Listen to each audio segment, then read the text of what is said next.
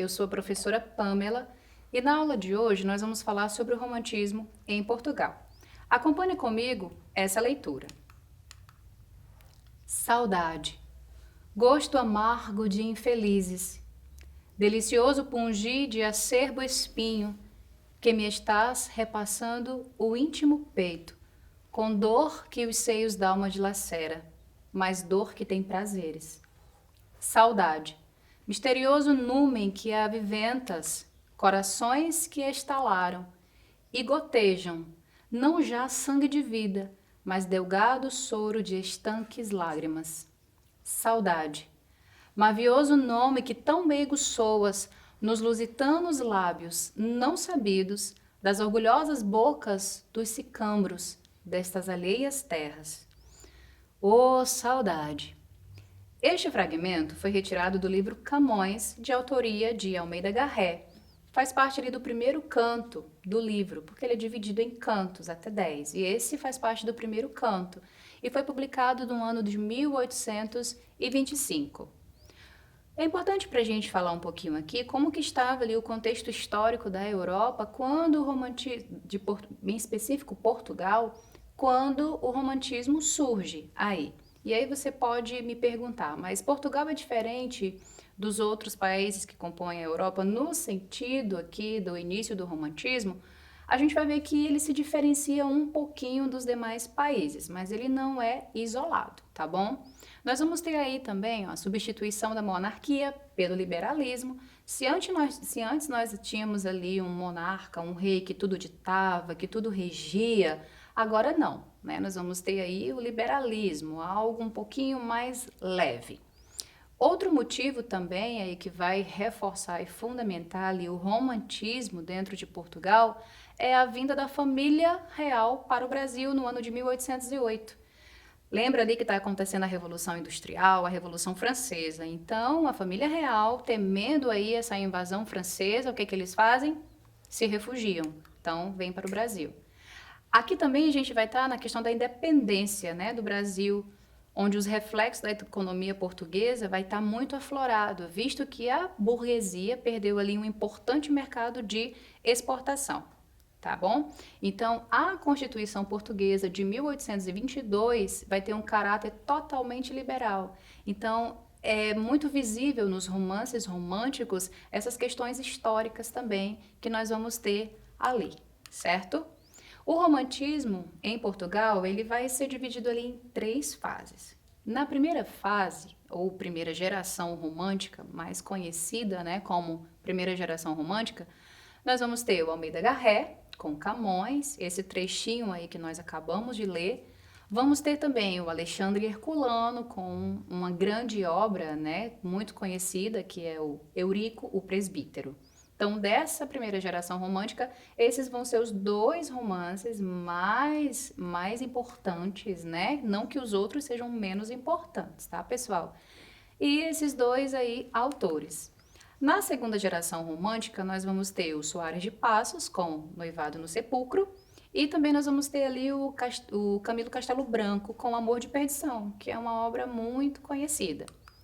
Já a terceira geração romântica, ela vai vir com João de Deus, com Campos de Flores, que foi o primeiro e único livro que ele escreveu, e o Júlio Diniz com Pupilas do Senhor Reitor.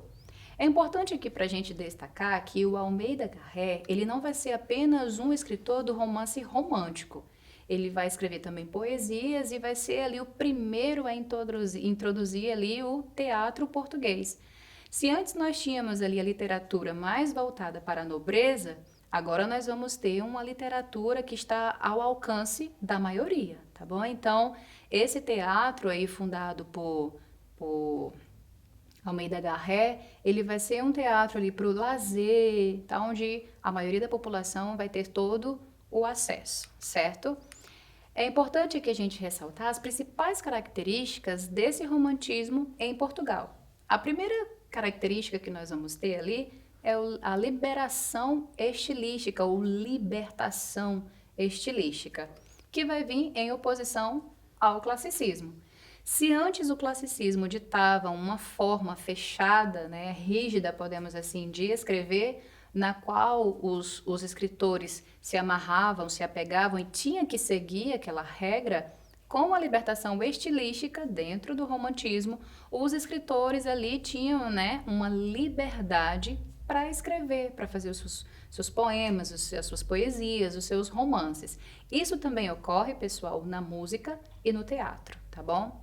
Nós vamos ter também o subjetivismo, que é a valorização da opinião pessoal em detrimento lá à objetividade trazida pelo modelo clássico. Sentimentalismo é uma outra característica, e nesse sentimentalismo aqui vai ser algo muito exaltado mesmo. Pensa assim no exagero. Então, aqui no romantismo, nós vamos ter o exagero do exagero. A gente podia até aqui ressaltar também lá o Cazuza, né? Exagerado, jogada aos seus pés, eu sou mesmo exagerado. É nesse viés aí. Imagina aí a música do Cazuza e dá uma multiplicada aí, que aí você vai ter o perfil do que é ali o escritor romântico, certo? E esses sentimentos que vão ficar mais aflorados é a tristeza, a melancolia, a saudade, né? Pelo amor perdido, pelo amor não vivido. E o romântico, e o romance romântico mais belo vai ser aquele que tem a morte como o fim, né? O trágico, se eu não posso ficar com ele, eu não posso ficar com ela, então eu vou lhe tirar a minha vida, certo? Outra, seguindo aqui esse hall de características, nós vamos ter a idealização, que é algo muito marcado dentro das obras românticas. Por quê? Porque o autor ele não vê as coisas de uma forma verdadeira, porque o verdadeiro ele é imperfeito. Então ele busca a idealização que é para alcançar aí essa perfeição. Outra característica é o nacionalismo ou o patriotismo. Vamos ter também o culto ao fantástico, que é aqui onde vai sobressair os sonhos, a imaginação, muito aflorado ali, certo?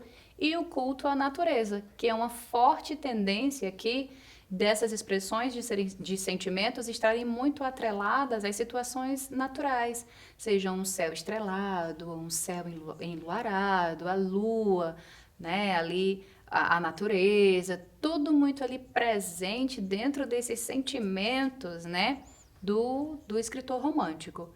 E também o saudosismo, que é o refúgio no passado, para ter ali aquele escape da realidade, tá bom?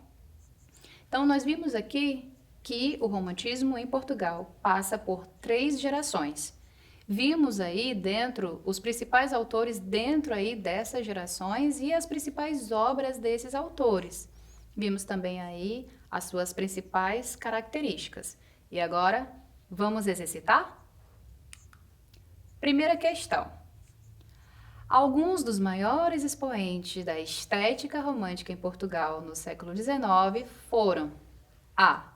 Castro Alves, Almeida Garré e Alexandre Herculano. B. Cesário Verde, Álvares de Azevedo e Castro Alves. C. Eça de Queiroz, Camilo Castelo Branco e Vitor Hugo. D. Machado de Assis, Antero de Quental e Fagundes Varela. E. Almeida Garré, Alexandre Herculano e Camilo Castelo Branco. Se você disse que a alternativa correta é a letra E, você acertou. Por que não pode ser as outras, pessoal? Porque todas as alternativas que antecedem aí possuem escritores brasileiros. E nós estamos aqui falando de escritores românticos de Portugal. Tudo bem? Podemos ir para a próxima? Então vamos lá. Segunda questão. Assinale a característica não aplicável à poesia romântica. A. O artista goza de liberdade na metrificação e na distribuição rítmica. B. O importante é o culto da forma, a arte pela arte. C. A poesia é primordialmente pessoal, intimista e amorosa. D. Enfatiza-se a autoexpressão, o subjetivismo, o individualismo. E a alternativa E. A linguagem do poeta é a mesma do povo, simples e espontânea. Se você disse aí que a alternativa que não se aplica à característica do romantismo, ou melhor, da poesia romântica, é a letra B, culto da forma, arte pela arte, você acertou. né? Acabamos de ver que não existe aí um culto da forma, muito pelo contrário, existe uma libertação desse culto da forma. E nem da arte pela arte, muito pelo contrário, aqui a gente não vai ter essa situação, tá bom? Então, todas as outras alternativas aí contemplam sim as características da poesia romântica. Chegamos aqui quase ao finalzinho da nossa teleaula, mas para finalizar, eu deixo para você aqui um exercício. E o que você vai fazer? Você vai ler esse poema. Nós vamos aqui fazer essa leitura junto, tá bom? Ele diz assim: não te amo, não te amo, quero-te. O amor vem da alma, e eu na alma tenho a calma do jazigo. Ai, não te amo não, não te amo, quero-te. O amor é vida, e a vida nem sentida a trago eu já comigo. Ai, não te amo não, não te amo. És bela, e eu não te amo, ó bela.